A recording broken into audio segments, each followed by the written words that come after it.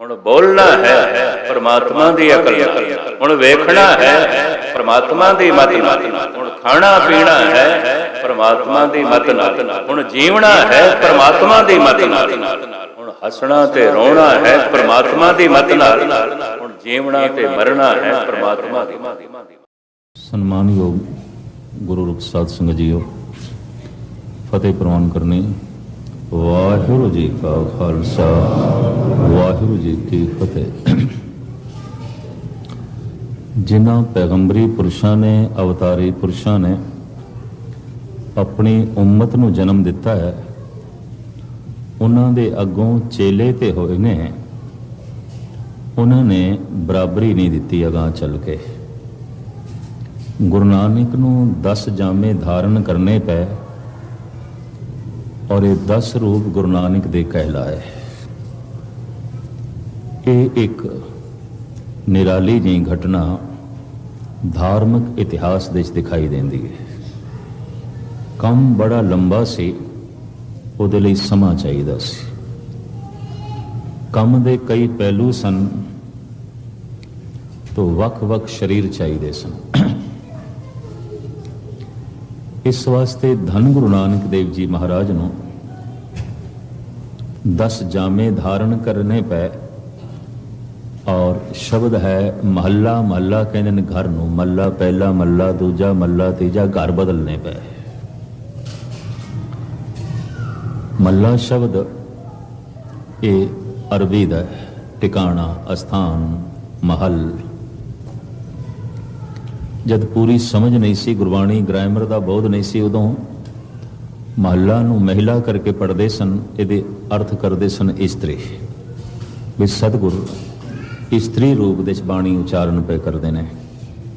ਜਦ ਕਿ ਗੁਰਬਾਣੀ ਗ੍ਰਾਮਰ ਨੇ ਇਸ ਨੂੰ ਗਲਤ ਸਾਬਤ ਕਰ ਦਿੱਤਾ, ਕਿਉਂਕਿ ਕਿਧਰੇ ਸਾਫ਼ ਅੱਖਰਾਂ ਦੇ ਵਿੱਚ ਵੀ ਲਿਖਿਆ ਹੈ ਪਹਿਲਾ, ਦੂਜਾ, ਤੀਜਾ। ਅਗਰ ਇਸਤਰੀ ਰੂਪ ਵਿੱਚ ਉਚਾਰਨ ਕਰਦੇ ਨੇ ਤਾਂ ਫਿਰ ਸਾਨੂੰ ਇੰਝ ਉਚਾਰਨ ਕਰਨਾ ਚਾਹੀਦਾ ਸੀ। ਔਰ ਲਿਖਤ ਦੇ ਵਿੱਚ ਵੀ ਐਸਾ ਹੁੰਦਾ, ਮਹੱਲਾ ਪਹਿਲੀ, ਮਹੱਲਾ ਦੂਜੀ, ਮਹਿਲਾ ਤੀਜੀ। ਇਸ ਤਰ੍ਹਾਂ ਹੈ ਨਹੀਂ। ਪੁਰਸ਼ ਰੂਪ ਵਿੱਚ ਬਾਣੀ ਉਚਾਰਨ ਕਰ ਰਹੇ ਨੇ। ਮਹੱਲਾ ਤੋਂ ਮੁਰਾਦ ਘਰ, ਟਿਕਾਣਾ, ਅਸਥਾਨ। ਇਤਨੇ ਘਰ ਗੁਰੂ ਨਾਨਕ ਨੇ ਬਦਲੇ। ਇਹ ਕੋਈ ਗਾਲਬਨ 250 ਸਾਲ ਦਾ ਪੀਰੀਅਡ ਬਣਦਾ ਹੈ, ਜਿਸ ਦੇ 10 ਜਾਮੇ ਯਕੇ ਬਾਦ ਹੀ ਕਰੇ ਧਾਰਨ ਕੀਤੇ। ਕਿਆ ਵਾਕਈ 10 ਜਾਮਿਆਂ ਦੀ ਲੋੜ ਸੀ? ਕਿਉਂਕਿ ਧਾਰਮਿਕ ਇਤਿਹਾਸ ਦੇ ਵਿੱਚ ਐਸਾ ਘੱਟ ਹੀ ਹੋਇਆ ਹੈ ਅੱਜ ਤੱਕ। ਜਿੰਨੇ ਪ੍ਰਮਾਣਿਕ ਪੈਗੰਬਰੀ ਪੁਰਸ਼ ਮੰਨੇ ਗਏ ਨੇ, ਅਵਤਾਰੀ ਪੁਰਸ਼ ਮੰਨੇ ਗਏ ਨੇ, ਉਹ ਜੋ ਕੁਝ ਕਰਨਾ ਚਾਹੁੰਦੇ ਸਨ ਆਪਣੇ ਉਸ ਦਾਇਰੇ 'ਚ ਕਰਕੇ ਉਸ ਤਰ੍ਹਾਂ ਦੀ ਕਿਸੇ ਪ੍ਰਣਾਲੀ ਨੂੰ ਜਨਮ ਨਹੀਂ ਦਿੱਤਾ। ਪਰ ਗੁਰੂ ਨਾਨਕ ਦੀ ਫਿਰ ਦੂਸਰੀ ਗੱਦੀ, ਤੀਸਰੀ ਗੱਦੀ, ਚੌਥੀ ਗੱਦੀ, ਇਹ ਇਸ ਤਰ੍ਹਾਂ 10ਵੇਂ ਪਿਤਾ ਤੱਕ ਗੱਲ ਚਲੀ। ਜੁਗੋ ਜੁਗ ਅਟਲ ਧੰਨ ਗੁਰੂ ਗ੍ਰੰਥ ਸਾਹਿਬ ਜੀ ਮਹਾਰਾਜ ਤੇ ਇਸ ਚੱਲ ਰਹੀ ਪ੍ਰਥਾ ਨੂੰ ਸਮਾਪਤ ਕੀਤਾ। ਇਸ ਦੇ ਪਿੱਛੇ ਜਿਹੜੇ ਕੁਝ ਕਾਰਨ ਨੇ ਉਹ ਮੈਂ ਆਪ ਜੀ ਦੇ ਸਾਹਮਣੇ ਰੱਖਾਂ, ਕਿਉਂਕਿ ਧਰਮ ਦੇ ਜਿਹੜੇ ਕੁਝ ਬੁਨਿਆਦੀ ਅੰਗ ਨੇ, ਜ਼ਰੂਰੀ ਅੰਗ ਨੇ, ਉਹਨਾਂ ਨੂੰ ਲਾਜ਼ਮੀ ਸਮਝੀਏ ਤੇ ਜਾਣੀਏ। ਸਾਹਿਬ ਸ਼੍ਰੀ ਗੁਰੂ ਨਾਨਕ ਦੇਵ ਜੀ ਮਹਾਰਾਜ ਨੇ ਜਦ ਮਨੁੱਖਤਾ ਤੇ ਨਿਗਾਹ ਮਾਰੀ, ਆਪ ਨੂੰ ਦਿਸਿਆ ਮਨੁੱਖ ਪੂਰਨ ਤੌਰ ਦੇ ਵਿੱਚ ਮਨੁੱਖ ਦੀ ਤਰ੍ਹਾਂ ਨਹੀਂ ਜੀ ਰਿਹਾ।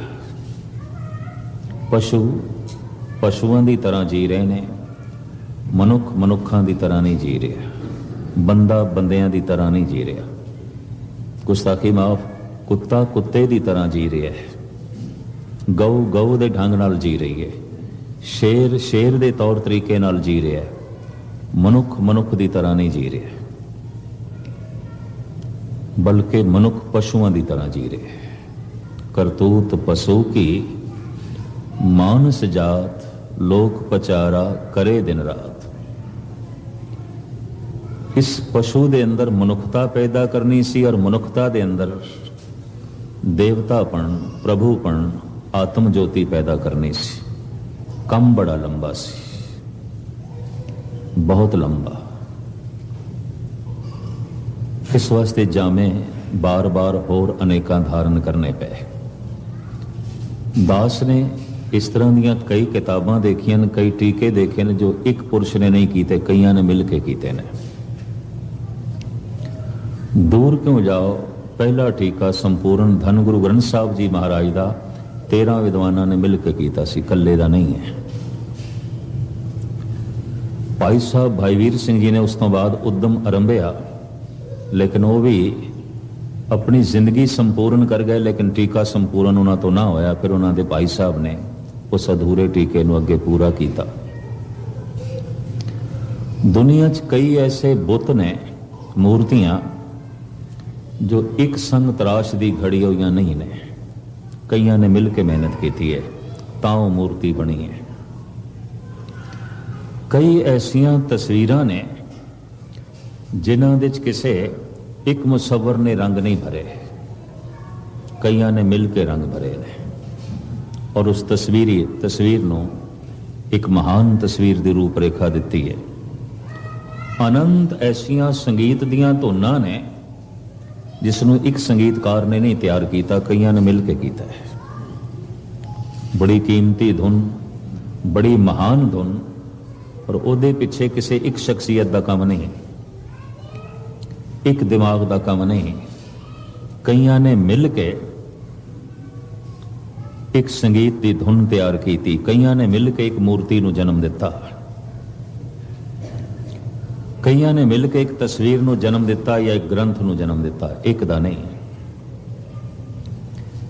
इस तरह धन गुरु नानक देव जी महाराज दे जहन विच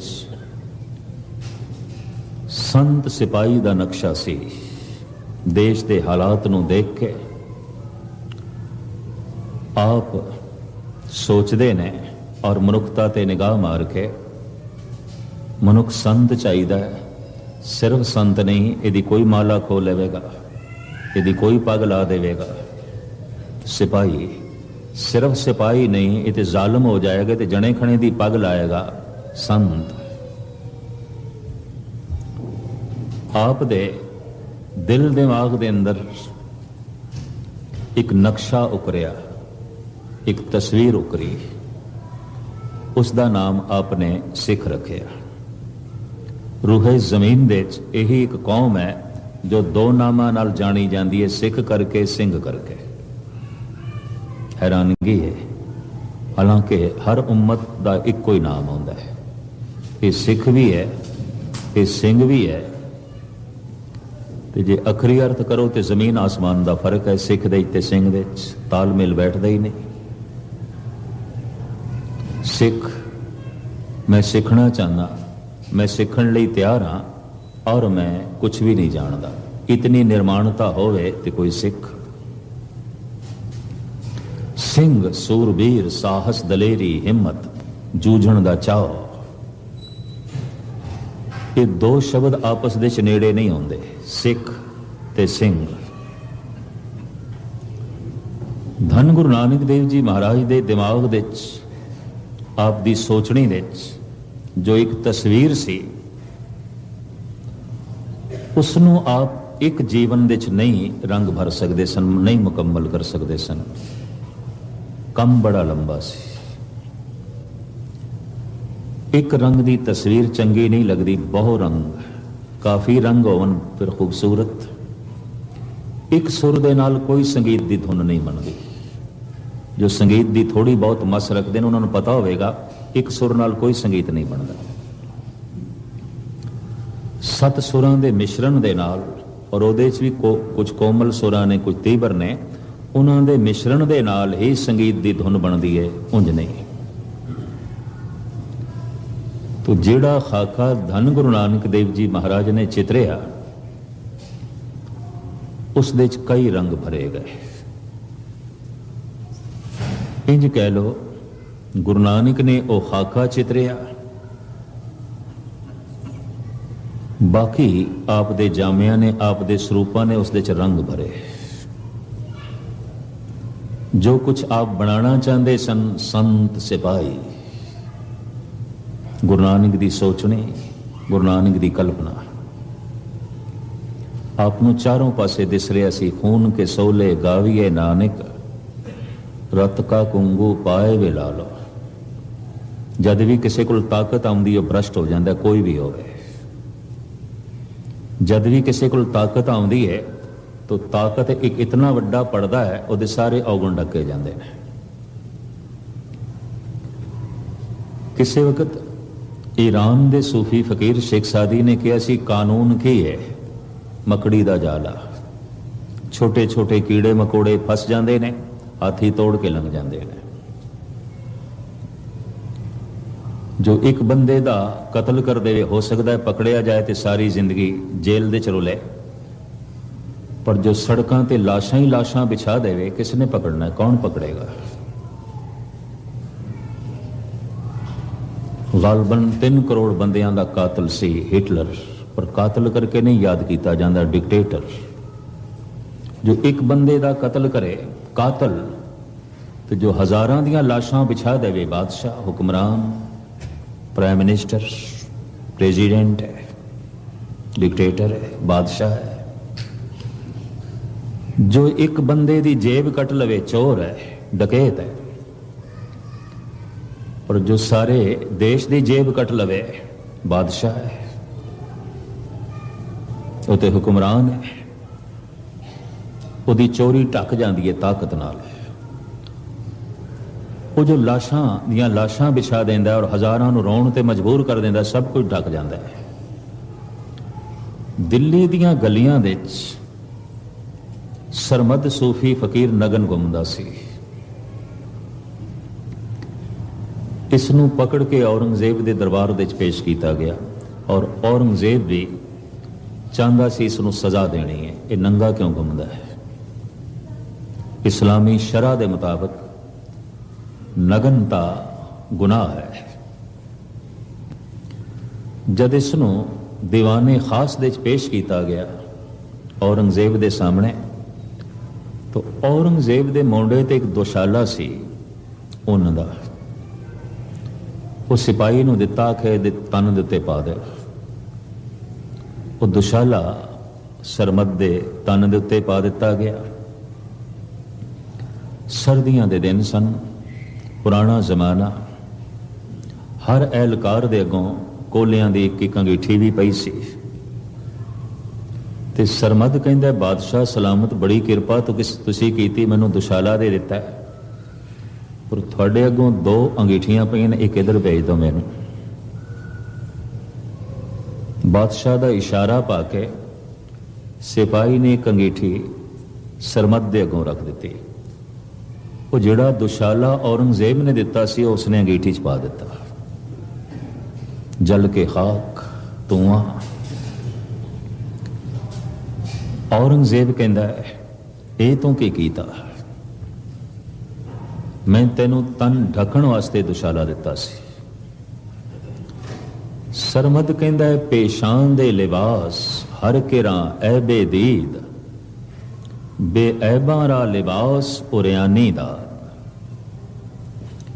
ਜੋ ਗੁਨਾਹਗਾਰ ਬੰਦੇ ਹੁੰਦੇ ਨੇ, ਤਰ੍ਹਾਂ ਤਰ੍ਹਾਂ ਦੇ ਦਾਗੀ ਮਨੁੱਖ ਹੁੰਦੇ ਨੇ, ਉਹਨਾਂ ਨੂੰ ਢੱਕਣ ਲਈ ਦੁਸ਼ਾਲਾ ਚਾਹੀਦਾ ਹੈ। ਮੈਨੂੰ ਦੇਖ, ਮੇਰੇ 'ਚ ਕੀ ਦਾਗ ਤੈਨੂੰ ਦਿਖਾਈ ਦਿੰਦਾ ਹੈ? ਤੈਨੂੰ ਲੋਭ ਦਿਖਾਈ ਦਿੰਦਾ ਹੈ? ਤੈਨੂੰ ਹੰਕਾਰ ਦਿਖਾਈ ਦਿੰਦਾ ਹੈ? ਤੈਨੂੰ ਵਾਸ਼ਨਾ ਦਿਖਾਈ ਦਿੰਦੀ ਹੈ? ਤੈਨੂੰ ਵੈਰ ਵਿਰੋਧ ਦਿਖਾਈ ਦਿੰਦਾ ਹੈ? ਮੈਂ ਕਿਸ ਨੂੰ ਢਕਾਂ? ਤੈਨੂੰ ਚੋਰੀ ਯਾਰੀ ਦਿਖਾਈ ਦਿੰਦੀ ਹੈ ਮੇਰੇ ਵਿੱਚ? ਮੈਂ ਕਿਸ ਨੂੰ ਢਕਾਂ? ਤੂੰ ਢੱਕ। ਤੂੰ ਆਪਣੇ ਪਿਓ ਨੂੰ ਜੇਲ੍ਹ ਦੇ ਤੜਪਾ ਤੜਪਾ ਕੇ ਮਾਰਿਆ। ਤੂੰ 3 ਭਰਾਵਾਂ ਨੂੰ ਕਤਲ ਕੀਤਾ ਤਾਂ ਗੱਦੀ ਨਸ਼ੀਨ ਹੋਇਆ। ਤੂੰ ਪਤਾ ਨਹੀਂ ਕਿਤਨੇ ਸੂਫੀ ਸੰਤਾਂ ਨੂੰ ਰੋਣ ਤੇ ਮਜਬੂਰ ਕੀਤਾ। ਤੂੰ ਪਤਾ ਨਹੀਂ ਕਿਤਨੇ ਘਰ ਉਜਾੜੇ। ਬੜਾ ਦਾਗ ਹੈ, ਬੜਾ ਜਿਸਮ ਤੇਰਾ ਦਾਗੀ ਹੈ। ਤੈਨੂੰ ਦੁਸ਼ਾਲਿਆਂ ਦੀ ਲੋੜ ਹੈ, ਮੈਨੂੰ ਨਹੀਂ। ਪੇਸ਼ਾਨ ਦੇ ਲਿਬਾਸ ਹਰ ਕਿਰਾਂ ਐਬੇ ਦੀਦ, ਬੇऐਬਾਂ ਰਾ ਲਿਬਾਸ ਉਰਿਆਨੀ ਦਾਦ। ਸਰਮਦ ਕਹਿੰਦਾ, ਜਿਤਨੀ ਵੱਡੀ ਜਿਸ ਮਨੁੱਖ ਕੋਲ ਤਾਕਤ ਹੋਵੇ, ਉਸਦੇ ਔਗਣ ਉਤਨੇ ਛੁਪੇ ਰਹਿ ਜਾਂਦੇ ਨੇ, ਉਸਦੇ ਗੁਨਾਹ ਉਤਨੇ ਛੁਪੇ ਰਹਿ ਜਾਂਦੇ ਨੇ। ਤਾਕਤ ਪਰਦਾ ਬਣ ਜਾਂਦੀ ਹੈ। ਤਾਕਤ ਚੱਦਰ ਬਣ ਜਾਂਦੀ ਹੈ। ਕਿਸੇ ਦਾ ਮਾਮੂਲੀ ਜਿਹਾ ਚਿੰਨ੍ਹ ਵੀ ਦਿਖਾਈ ਦਿੰਦਾ ਹੈ, ਕਿਸੇ ਦੇ ਪਹਾੜਾਂ ਵਰਗੇ ਗੁਨਾਹ ਵੀ ਨਹੀਂ ਦਿਖਾਈ ਦਿੰਦੇ, ਕਿਉਂਕਿ ਸਤਾ ਬਹੁਤ ਜੋ ਹੈ ਜ਼ਿਆਦਾ ਹੈ, ਉਸ ਦੇ ਨਾਲ ਸਭ ਕੁਝ ਢਕਿਆ ਜਾਂਦਾ ਹੈ। ਤੋ ਸ਼ੇਖ ਸਾਦੀ ਸਾਹਿਬ ਕਿਹਾ ਕਰਦੇ ਸਨ, ਕਾਨੂੰਨ ਸਿਰਫ ਮਕੜੀ ਦਾ ਜਾਲ ਹੈ, ਇਹਦੇ ਛੋਟੇ ਛੋਟੇ ਕੀੜੇ ਮਕੌੜੇ ਫਸ ਜਾਂਦੇ ਨੇ, ਹਾਥੀ ਤੋੜ ਕੇ ਲੰਘ ਜਾਂਦੇ ਨੇ। ਜੋ 1100 ਸਾਲ ਪਹਿਲੇ ਸੱਚ ਸੀ ਉਹ ਅੱਜ ਵੀ ਸੱਚ ਹੈ, ਇਹ ਵੀ ਮਰਜ਼ ਕਰਦੇ हैं। ਜੋ ਕਿਸੇ ਇੱਕ ਦਾ ਕਤਲ ਕਰ ਦੇਵੇ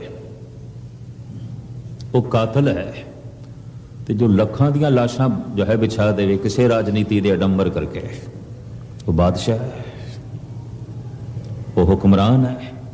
ਦੁਨੀਆ ਦੇ ਕਾਤਲਾਂ ਨੇ ਕਤਈ ਇਤਨੇ ਕਤਲ ਨਹੀਂ ਕੀਤੇ ਜਿਤਨੇ ਰਾਜਨੀਤਕ ਲੋਕਾਂ ਨੇ ਕਤਲ ਕੀਤੇ ਨੇ। 2.5 ਕਰੋੜ ਬੰਦਿਆਂ ਨੂੰ ਮਾਰ ਕੇ ਚਾਈਨਾ ਦੇ ਵਿੱਚ ਕ੍ਰਾਂਤੀ ਆਈ, 3 ਕਰੋੜ ਮਨੁੱਖਾਂ ਨੂੰ ਮਾਰ ਕੇ ਬੇਦਰਦੀ ਨਾਲ ਕਿਧਰੇ ਰਸ਼ੀਆ ਦੇ ਵਿੱਚ ਕ੍ਰਾਂਤੀ ਆਈ ਸੀ, ਔਰ 3 ਕਰੋੜ ਬੰਦਿਆਂ ਦਾ ਇੱਕ ਕਾਤਲ ਹੈ ਹਿਟਲਰ। ਹਜ਼ਾਰਾਂ ਮਨੁੱਖਾਂ ਦੀਆਂ ਲਾਸ਼ਾਂ ਵਿਛਾ ਕੇ ਔਰੰਗਜ਼ੇਬ ਤਖਤ ਤੇ ਬੈਠਾ ਸੀ, ਕੋਈ ਕਾਤਲ ਨਹੀਂ ਕਹਿੰਦਾ। ਬਾਦਸ਼ਾਹ ਨੇ, ਹੁਕਮਰਾਨ ਨੇ, ਹਕੂਮਤ ਦੇ ਮਾਲਕ ਨੇ। ਖੈਰ, ਜਿਤਨੀ ਵੱਡੀ ਕਿਸੇ ਕੋਲ ਤਾਕਤ ਹੋਵੇ ਕਿਸੇ ਤਰ੍ਹਾਂ ਦੀ ਵੀ, ਸਭ ਕੁਝ ਢਕਿਆ ਜਾਂਦਾ ਹੈ। ਧੰਨ ਗੁਰੂ ਨਾਨਕ ਦੇਵ ਜੀ ਮਹਾਰਾਜ ਨੇ ਇਸ ਦੇ ਮੁਕਾਬਲੇ ਤੇ ਇੱਕ ਜੋ ਨਕਸ਼ਾ ਚਿਤਰਿਆ, ਤਾਕਤ ਸੰਤ ਦੇ ਕੋਲ ਹੋਵੇ, ਸੰਤ ਹੀ ਸਿੰਘ ਹੋਵੇ ਔਰ ਸਿੰਘ ਹੀ ਸੰਤ ਹੋਵੇ, ਇਹ ਸੋਚਣੀ ਸੀ ਗੁਰੂ ਨਾਨਕ ਦੀ। ਤਾਕਤ ਜਦ ਗਲਤ ਹੱਥਾਂ 'ਚ ਆਉਂਦੀ ਹੈ तो बहुत ਵੱਡਾ ਅਨਰਥ ਕਰਦੀ ਹੈ। ਡਾਕਟਰ ਮੁਹੰਮਦ ਇਕਬਾਲ ਨੇ ਕਿਸੇ ਵਕਤ ਕਿਹਾ ਸੀ, ਜਲਾਲੇ ਪਾਤਸ਼ਾਹੀ ਹੋ ਜਾਂ ਜਮਹੂਰੀ ਤਮਾਸ਼ਾ ਹੋ। ਜਮਹੂਰੀ ਡੈਮੋਕ੍ਰੇਸੀ ਨੂੰ ਤਮਾਸ਼ਾ ਕਹਿੰਦਾ ਹੈ। ਵੱਖ-ਵੱਖ ਤਜਰਬੇ ਹੋਏ ਨੇ ਅੱਜ ਤੱਕ ਹਕੂਮਤ ਦੇ, ਲੇਕਿਨ ਪੁਰਾਣੀ ਹਕੂਮਤ ਜੋ ਵਿਆਪਕ ਰੂਪ ਵਿੱਚ ਸੀ ਤੇ ਹੁਣ ਵੀ ਕਿਧਰੇ ਕਿਧਰੇ ਕਿੰਗਡਮ, ਸ਼ਖਸੀ ਹਕੂਮਤ, ਬਾਦਸ਼ਾਹਤ, या फिर जमहूरी निज़ाम डेमोक्रेसी, ये कहता है जलाले पातशाही हो या जमहूरी तमाशा हो, जुदा हो दी सियासत से तो रह जाती है चंगेजी। दीन नू कढ़ दो, धर्म नू कढ़ दो, चाहे शख्सी हुकूमत है ते चाहे जमहूरी निज़ाम है, चाहे किंगडम है ते चाहे डेमोक्रेसी है। कहता पिछे बच जाएगा चंगेज खां हलाकू, अगर धर्म नू कढ़ दो, धर्म नू जोड़ दो तो राजा बन जाएगा जनक, राजा बन जाएगा महाराजा रणजीत सिंह, राजा बन जाएगा राम, राजा बन जाएगा कृष्ण। ये दोवें राजे ही सन, एक द्वारका दा एक अयोध्या दा। सारे भारत ने उन्होंने पूजया राजे करके, राजे उन्होंने तो होर चंगे तकड़े तकड़े हुए ने, ये बहुत तगड़े राजे नहीं सन। कृष्ण सिर्फ द्वारका दा राजा है। द्वारका दास ने देखी है, गुजरात दे एक छोटा जिहा कस्बा है, सारे गुजरात दा भी कृष्ण राजा नहीं है, द्वारका दा राजा। द्वारका दी अज आबादी 40,000 है, 1 लाख भी नहीं है। ब्राह्मण मैनू कहंदे सन उत्थों दे पुजारी मंदिरां दे, बई अद्धी द्वारका समुंदर दे डुब गई, समुंदर दे कंढे ते। चलो मन लेंदे हैं कृष्ण जी दे वक्त 1 लाख की आबादी होगी, चलो ही मन लेंदे। आले दुआले दे 10-20 कस्बे होर, बस इतना ही राजपाट सी कृष्ण दा, द्वारका दा राजा। सारे देश दे पूजया गया ते देश तो बाहर भी पूजया गया। राम यूपी दा राजा भी नहीं, उत्तरी भारत दा राजा भी नहीं, अयोध्या नरेश सिर्फ अयोध्या दा राजा है। ते अयोध्या दी अज भी आबादी सिर्फ 70,000 है, अज भी छोटा जिहा शहर है। राम दे जमाने ते मैनूं उम्मीद नहीं 70,000 भी हो, शहर भी 25,000 की आबादी का शहर हो। आले दुआले दे 10-20 कस्बे होर, अयोध्या का राजा पूजया गया, सारे देश सन्मानित होया, राजा ही सी। बाकी राजियां दी क्यों नहीं पूजया जिन्हां कोल इलाके भी बहुत वड्डे वड्डे सन। हालांकि ये भी दोवें राजे ने राजपाट चलाते रहे, बकायदा इन्हां दी सेना सी, बकायदा इन्हां ने जंग की लड़ियां ने, युद्ध लड़े ने। पर ये संत पहले सन सिपाही बाप दे सन, बस इन्नी गल है, इस करके पूजे गए। वरना युद्ध इन्हों ने भी कीते ने, इन्हों के हथों भी खून वगया और मामूली लड़ाइयां नहीं, चंगियां तगड़ियां लड़ाइयां लड़ियां ने, तगड़े संघर्ष दे चों लंघे ने। पर ये संत पहले सन, सिपाही बाद दे सन, सारी दुनिया च पूजे गए। राम पूजया गया, कृष्ण पूजया गया, जनक सन्मानित होया, ब्रह्म ज्ञानी सी, भगत सी। भाई गुरदास भी कहते हैं, भगत वड्डा राजा जनक है, गुरमुख माया विच उदासी। वड्डा भगत क्यों कह देता? अक्सर भगत अगर उदासी सन्यासी लोग जिम्मेवारियां नहीं चुकते, ना गृहस्थ दियां, ना राजनीति दियां, ना आर्थिक कोई भी जिम्मेवारी वो चुकन नूं राजी नहीं होंदे। जनक ने सारियां ही चुक लियां, कहंदे ठीक है, मैं परिवारक जिम्मेवारी नूं भी निभावांगा, आर्थिक जिम्मेवारी तो भी मैं मुंह नहीं मोड़ना, मैं राजनीति तो भी मुंह नहीं मोड़ना, और भक्ति भी करी जाना है, नाम भी जपी जाना है। इस वास्ते भाई गुरदास कहते हैं ये वड्डा भगत है, किसी भी जिम्मेवारी तो इसने मुंह नहीं मोड़े, और सारियां जिम्मेवारियां बड़े सोहने ढंग नाल निभाइयां। राजे होर बड़े हुए ने, पर हरिश्चंद्र अज तक पूजिया जाता है। राजे हिंदुस्तान विच हज़ारां हो गुजरे ने, राम पूजिया जाता है, कृष्ण जी पूजे जाते हैं, जनक पूजिया जाता है। सिख जगत विच सैकड़े राजे हुए ने। महाराजा रणजीत सिंह की बरसी ते जन्मदिन अज भी सिख जगत मनाता है और सन्मान की दृष्टि नाल देखता है, सत्कार है। धन गुरु नानक देव जी महाराज की यह सोचनी कि जो सता है सतवादी के हथ च होवे, ताकत संत के हथ च होवे, जिसनों दसम पिता के समय इंज मंग के रूप में परमात्मा के अगों प्रार्थना की गई और सारे गुरुद्वारियां च आउंदी है, हे प्रभु राज सता जो खालिस शुद्ध पवित्र मनुख है उहदे हथ च होवे। ते खालिस कौन होंदा, खालसा कौन होंदा, ये गुरु ग्रंथ साहब जी फैसला करते हैं। परयो काल सबे जग ऊपर, माहे लिखे ब्रह्म ज्ञानी, कहो कबीर जन भय खालसे, प्रेम भगत जय जानी। स्पष्ट हो गया। ते कलगीधर भी कहते हैं, पूर्ण प्रेम प्रतीत सजे, व्रत गोड़ मड़ी मठ भूल न माने। खालसा कौन है? जिहदे अंदर पूर्ण प्रेम पैदा हो जाए। पूर्ण प्रेम तो मुराद सारियां लई प्रेम, किसी लई घृणा नहीं, किसी लई नफरत नहीं, कोई ओपरा नहीं, कोई बेगाना नहीं। अगर किसी नाल घृणा है, किसी नाल नफरत है, ये खालिस ने अजे शुद्ध नहीं होया। जिस नाल प्रेम होवे उस मनुख नाल मनुख छल नहीं कर सकता, धोखा नहीं कर सकेगा। जिस नाल प्रेम है उसनों मनुख सता नहीं सकता, मार नहीं सकेगा। जिस नाल प्रेम है उस नाल मनुख बेइंसाफी नहीं कर सकता, उदा हक भी नहीं मार सकेगा। प्रेम ऐसा नहीं करना देवेगा। तो जिस सारियां नाल ही प्रेम होवे तो किसने छल करना है, किसने कपट करना है, किस नाल करना है। पर जिस नाल वैर होवे, जिस नाल दुश्मनी है, उसका तो सब कुछ खो लैण नूं जी करता है। इहदा धन खो लईए, इहदा सुख खो लईए, इहदी इज्जत खो लईए, इसका सन्मान खो लईए, मौका लग जाए तो इहदी जिंद जान खो लईए। खोण नूं जी करता है क्योंकि दुश्मनी, खोण नूं जी करता है क्योंकि नफरत, देण नूं भी जी करता है बशर्ते प्रेम होवे। इनू सुख दे दईए, इसनू आराम दे दईए, इसनू सन्मान दे दईए। मौका लग जाए, लोड़ पै जाए, इसनू अपनी जिंद जान दे दईए। देण नूं भी जी करता है बशर्ते प्रेम होवे, खोण नूं भी जी करता है बशर्ते नफरत होवे, घृणा होवे। खालसा कौन? जो प्रेम नाल भर गया, प्रेम की मूर्ति बन गया। प्रेम कोई गुण ना समझना। दान है, ज्ञान है, कला है, संगीत है, कथा है, कीर्तन है, सेवा है, सीखी जा सकती है, सिखाई जा सकती है। प्रेम सीखण सिखाण की गल नहीं है। इत जिसनों याद करिए ना तो याद ही एक दिन प्रेम बन जाती है। बस इन्नी गल है। जिवें खाधी हुई रोटी, खाधा होया भोजन कुछ समय बाद शरीर दे पच के शरीर का रस बन जाता है, खून बन जाता है। इस तरह जिसनों हिरदा बार बार याद करे, एक दिन याद ही प्रेम बन जाती है। छकिया होया भोजन खून ना बने, शरीर रोगी है, ਕੀਤਾ ਹੋਇਆ ਸਿਮਰਨ ਪ੍ਰੇਮ ਨਾ ਬਣੇ, ਮਨ ਰੋਗੀ ਹੈ। ਇਹ ਤੇ ਪਹਿਚਾਣ ਹੈ। ਪ੍ਰੇਮ ਹਿਰਦੇ ਨੂੰ ਸ਼ੁੱਧ ਕਰ ਦਿੰਦਾ ਹੈ। ਦਾਨ ਵੀ ਹਿਰਦੇ ਨੂੰ ਸ਼ੁੱਧ ਨਹੀਂ ਕਰਦਾ, ਗਿਆਨ ਵੀ ਹਿਰਦੇ ਨੂੰ ਸ਼ੁੱਧ ਨਹੀਂ ਕਰਦਾ। ਬੜੇ ਬੜੇ ਗਿਆਨੀ ਕਪਟੀ ਦੇਖੇ ਗਏ, ਕਬੀਰ ਨੂੰ ਕਹਿਣਾ ਪਿਆ, ਹਿਰਦੇ ਕਪਟ ਮੁਖ ਗਿਆਨੀ, ਝੂਠੇ ਕਹਾਂ ਬਿਲੋ ਵਸ ਪਾਣੀ।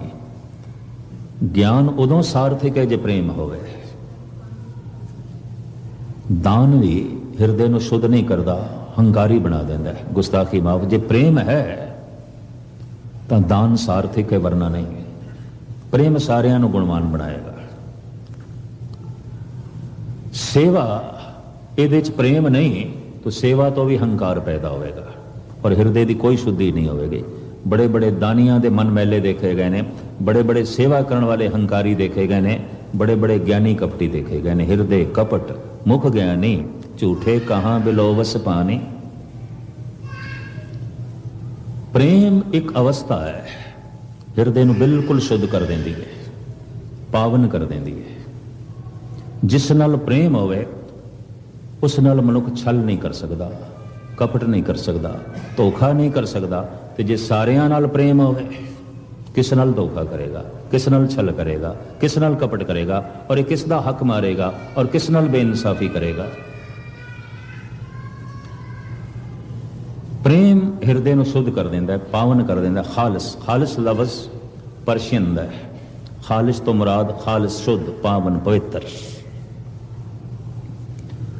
ਜੇ ਹਿੰਦੀ ਸੰਸਕ੍ਰਿਤ ਵਿੱਚ ਕਹੀਏ ਤੇ ਪਵਿੱਤਰ, ਸ਼ੁੱਧ, ਤੇ ਜੇ ਪਰਸ਼ੀਅਨ ਵਿੱਚ ਕਹਿ ਦਈਏ ਤੇ ਖਾਲਿਸ। ਇਹ ਫਾਰਸੀ ਦਾ ਲਫ਼ਜ਼ ਹੈ, ਖਾਲਸਾ ਫਾਰਸੀ ਦਾ ਲਫ਼ਜ਼ ਹੈ, ਪਰਸ਼ੀਅਨ ਹੈ। ਇਹ ਹਿੰਦੁਸਤਾਨੀ ਜ਼ਬਾਨ ਦਾ ਅਲਫਾਜ਼ ਨਹੀਂ ਹੈ ਖਾਲਸਾ। ਹੋਰ ਵੀ ਬਹੁਤ ਸਾਰੇ ਸ਼ਬਦ ਨੇ ਜੋ ਦਸਮ ਪਿਤਾ ਦੀ ਦੇਣ ਨੇ, ਕਿਉਂਕਿ ਗੁਰੂ ਗੋਬਿੰਦ ਸਿੰਘ ਜੀ ਮਹਾਰਾਜ ਅਰਬੀ, ਫਾਰਸੀ ਤੇ ਸੰਸਕ੍ਰਿਤ ਦੇ ਮਹਾਪੰਡਿਤ ਸਨ, ਬਹੁਤ ਵਿਦਵਾਨ ਸਨ। ਇਹੀ ਕਾਰਨ ਹੈ ਕਿ ਜਾਪ ਸਾਹਿਬ ਪੜ੍ਹਨਾ ਬੜਾ ਔਖਾ ਹੈ। ਕਈਆਂ ਨੂੰ ਸਾਰੀ ਜ਼ਿੰਦਗੀ ਪੜ੍ਹਦਿਆਂ ਹੋ ਗਈ ਹੈ, ਅਜੇ ਵੀ ਯਾਦ ਨਹੀਂ ਹੁੰਦਾ, ਬਾਕੀ ਬਾਣੀਆਂ ਯਾਦ ਹੋ ਜਾਂਦੀਆਂ ਨੇ। ਇਹ ਅਰਬੀ, ਫਾਰਸੀ ਤੇ ਸੰਸਕ੍ਰਿਤ ਦਾ ਸੰਗਮ ਹੈ। ਕਰਮੁਲ ਕਰੀਮ ਹੈ ਕਿ ਰਾਜ਼ਿਕ ਰਹੀਮ ਹੈ। ਹੁਣ ਪਰਸ਼ੀਅਨ ਤੇ ਸੰਸਕ੍ਰਿਤ ਨੂੰ ਨਾਲ ਮਿਲਾਇਆ, ਜੋੜਿਆ। ਧੰਨ ਗੁਰੂ ਗੋਬਿੰਦ ਸਿੰਘ ਜੀ ਮਹਾਰਾਜ ਨੇ ਖੈਰ ਮੁਖਤਸਰ ਮੈਂ ਅਰਜ਼ ਕਰਾਂ, ਸਤਾ ਸਤਵਾਦੀ ਦੇ ਹੱਥ 'ਚ ਹੋਵੇ। ਕਿਉਂ? ਆਕੀ ਰਹੇ ਨਾ ਕੋਈ ਆਕੀ ਨਹੀਂ ਹੋਵੇਗਾ, ਕੋਈ ਬਾਗੀ ਨਹੀਂ ਹੋਵੇਗਾ, ਕੋਈ ਵਿਦਰੋਹੀ ਨਹੀਂ ਹੋਵੇਗਾ, ਅਗਰ ਸਤਾ ਖਾਲਿਸ ਦੇ ਹੱਥ 'ਚ ਹੈ, ਸ਼ੁੱਧ ਪਵਿੱਤਰ ਮਨੁੱਖ ਦੇ ਹੱਥ 'ਚ। ਤੇ ਪਵਿੱਤਰ ਕੌਣ? ਜੋ ਪ੍ਰੇਮ ਨਾਲ ਭਰਿਆ ਹੋਇਆ ਹਿਰਦਾ ਹੈ, ਜਿਸ ਦਾ ਹਿਰਦਾ ਸਾਰਿਆਂ ਪ੍ਰਤੀ ਪ੍ਰੇਮ ਨਾਲ ਭਰਿਆ ਹੋਇਆ ਹੈ। ਔਰ ਸਾਰਿਆਂ ਪ੍ਰਤੀ ਹਿਰਦਾ ਉਦੋਂ ਪ੍ਰੇਮ ਨਾਲ ਭਰ ਜਾਂਦਾ ਹੈ ਜਦ ਕੋਈ ਉਸ ਇੱਕ ਮਹਾਸ਼ਕਤੀ ਨਾਲ ਜੁੜਦਾ ਹੈ, ਪ੍ਰਮਾਤਮਾ ਨਾਲ। ਕਿਉਂਕਿ ਪ੍ਰਮਾਤਮਾ ਵਿਆਪਕ ਹੈ। ਹਸਤੀ ਕੀਟੀ ਤ੍ਰਿਲੋ ਆਦੰ, ਏਕ ਅਖੰਡਤ ਬਸੇ ਅਨਾਦੰ। ਉਤੇ ਹਾਥੀ ਤੋਂ ਲੈ ਕੇ ਕੀੜੀ ਤੱਕ, ਜ਼ਰਰੇ ਤੋਂ ਲੈ ਕੇ ਸੂਰਜ ਤੱਕ ਵਿਆਪਕ ਹੈ। ਧੰਨ ਗੁਰੂ ਗੋਬਿੰਦ ਸਿੰਘ ਜੀ ਮਹਾਰਾਜ ਦਾ ਇਹ ਵਾਕ। ਤੇ ਮੈਂ ਅਕਸਰ ਅਰਜ਼ ਕਰਦਾ ਹੁੰਦਾ, ਪਰਮਾਤਮਾ ਨੂੰ ਕਿਧਰੇ ਵਿਅਕਤੀ ਨਾ ਮੰਨ ਲੈਣਾ। ਪਰਮਾਤਮਾ ਵਿਅਕਤੀ ਨਹੀਂ ਹੈ, ਸ਼ਕਤੀ ਹੈ। ਆਮ ਬੜਾ ਭਾਰੀ ਭੁਲੇਖਾ ਹੈ ਪਰਮਾਤਮਾ ਬਾਰੇ। ਪਰਮਾਤਮਾ ਕੋਈ ਵਿਅਕਤੀ ਨਹੀਂ ਹੈ, ਸ਼ਕਤੀ। ਅਗਰ ਉਸਨੂੰ ਵਿਅਕਤੀ ਮੰਨੋਗੇ ਤਾਂ ਜਨਮ ਮੰਨਣਾ ਪਏਗਾ, और जे जन्म मन लिया तो फिर मरण भी मनना पड़ेगा। जे भगवान जमे है तो फिर भगवान मरेगा भी। गुरु नानक ने कहा अजौनी, तेरा कोई जन्म नहीं। ते कलगीधर पिता कहने अजन्म है अमरण है, तेरा कोई जन्म नहीं, तेरी कोई मृत्यु नहीं। अगर उसनों व्यक्ति मन लीए तो उसके माँ बाप मनने पैंदे ने, ते जे माँ बाप मन लीए तो जात पात भी मननी पैंदी है। पातशाह कहते ना तात है ना मात है ना जात है ना पात है, तेरे कोई माँ बाप नहीं, तेरी कोई जात पात नहीं। अगर परमात्मा नूं व्यक्ति मन लीए तो व्यक्ति एक समय च इक्को ही थां ते हुंदा है, सारी थावां ते नहीं हुंदा। इतनी मैं अर्ज करा। आप इत्थे गुरुद्वारे च बैठे हो, इस तो इलावा होर किधरे भी नहीं हो। मैं इत्थे सतगुरुआं दी हजूरी च तुहाडे सामने स्टेज ते बैठा, मैं इस तो इलावा होर किधरे भी नहीं। अगर परमात्मा व्यक्ति है तो होवेगा किधरे सतवें आसमान ते, कम से कम इत्थे ते नहीं है। या पाताल दे च बैठा होवेगा, एक कैलाश पर्वत ते होवेगा। लोगों ने वख-वख थां ते बिठाया होया है रब नूं, जिन्हां ने रब नूं व्यक्ति मनिया है, परमात्मा नूं व्यक्ति मनिया है। ਸਾਹਿਬ ਕਹਿੰਦੇ ਨੇ ਤੂੰ ਸਭਨੀ ਥਾਈ, ਗੁਰੂ ਨਾਨਕ ਦੇਵ ਜੀ ਮਹਾਰਾਜ ਕਹਿੰਦੇ ਤੂੰ ਸਭਨੀ ਥਾਈ ਜਿੱਥੇ ਹਉ ਜਾਈ, ਸਾਚਾ ਸਿਰਜਣਹਾਰ ਜੀ ਤੂੰ ਤੇ ਵਿਆਪਕ ਹੈ, ਹਰ ਥਾਂ ਤੇ ਹੈ। ਹਰ ਥਾਂ ਤੇ ਵਿਅਕਤੀ ਨਹੀਂ ਹੋ ਸਕਦਾ, ਬਿਲਕੁਲ ਨਹੀਂ ਹੋ ਸਕਦਾ। ਹਰ ਥਾਂ ਤੇ ਮਨੁੱਖ ਨਹੀਂ ਹੋ ਸਕਦਾ। ਕਲਗੀਧਰ ਪਿਤਾ ਕਹਿੰਦੇ ਸੋ ਕਿਉ ਮਾਨਕ ਰੂਪ ਕਹਾਏ, ਸਿੱਧ ਸਮਾਧ ਸਾਧ ਕਰ ਹਾਰੇ, ਕਿਉਂ ਨਾ ਦੇਖਣ ਪਾਏ। ਉਹਨੂੰ ਮਨੁੱਖ ਕਿਸ ਤਰ੍ਹਾਂ ਆਖੋਗੇ, ਉਹ ਮਨੁੱਖ ਦੀ ਤਰ੍ਹਾਂ ਨਹੀਂ ਦਿਖਾਈ ਦਿੱਤਾ। ਅਗਰ ਮਨੁੱਖ ਹੈ ਤਾਂ ਫਿਰ ਪੂਜਣ ਦੀ ਲੋੜ ਕੀ ਹੈ। ਅੱਜ ਜੰਮਿਆ ਕਲਮ